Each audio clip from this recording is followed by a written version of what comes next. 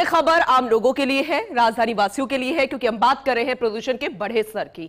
Sitapura red तो Murlipura orange zone में पहुंच चुका है। आज सबसे ज्यादा प्रदूषण है। पुलिस कमिश्नरेट क्षेत्र में भी सबसे ज्यादा प्रदूषण जो है रिकॉर्ड किया गया है। अब जरा सोचिए कि सिर्फ पुलिस कमिश्नरेट क्षेत्र में ही आज 241 AQI है। मुरलीपुरा में 302, मानसरोवर 258, सीतापुरा में 318, आदर्श नगर में 178, शास्त्री नगर में 221।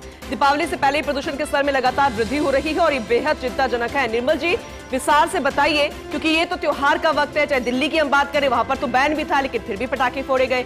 अब राजधानी जयपुर की बात करें तो यहाँ पर कहते थे कि हवा बहुत ताजी है, लोग यहाँ पर मूव कर रहे थे, लेकिन अब क्वेश्चन मार्क खड़ा हो गया है यहाँ पर भी।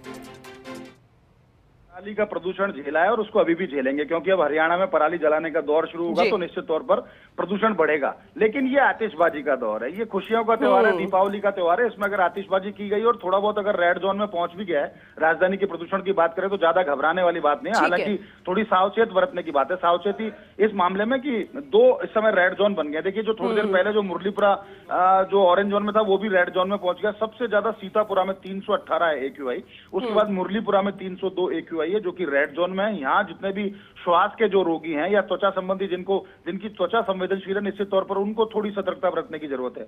पुलिस कमिश्नरेट जोन तो उसको तो साइलेंस जोन माना जाता है। अगर उसमें भी अगर आतिशबाजी हुई है, उसका नतीजा ये है कि 241 AQI पहुंच गया है। शास्त्री नगर और आदर्श नगर अपेक्षाकृत कम रहे, वहां पर आतिशबाजी का इतना असर देखने को नहीं मिल रहा है। हालांकि राजधानी जयपुर को अभी भी सुरक्षित इस मायने में कहा जा सकता है कि बहुत ज्यादा यहाँ AQI का स्तर नहीं पहुंचा, जो जैसे कि पिछले वर्षों में देखने को मिला था। दीपावली के ठीक अगले दिन अगर हम बात करें तो पिछले वर्ष की बात करें तो AQI 502 के स्तर पर भी पहुंच गया था, लेकिन इस बार तो 318 मैक्सिमम अभी तक दिखा रहा है, जो बहुत ज्यादा चिंताजनक नहीं है। अगर प्रदेश की बात करें तो सर्वाधिक जो AQI अगर देखने को मिलता है वो बीकानेर में देखने को मिल रहा है। पश्चिमी राजस्थान का ये जिला, वहां 346 AQI का स्तर है। उसके अलावा हनुमानगढ़ में बात करें तो वो भी अभी 250 के आसपास पहुंच गए हैं। पश्चिमी राजस्थान के अधिकांश जो जिले हैं उनमें AQI का स्तर बढ़ा हुआ है, पूर्वी राजस्थान के जिलों में भी। लेकिन अच्छी बात ये रही है पूनम, इस बार प्रदूषण का स्तर आतिशबाजी पे बढ़ा है, लेकिन लोगों में जागरूकता इतनी थी कि उन्होंने ग्रीन आतिशबाजी की। ग्रीन आतिशबाजी से जो AQI का स्तर पिछले वर्षों में 400 या 500 के बीच पहुंच जाता था, अभी तक आज तक की बात करें, अभी सुबह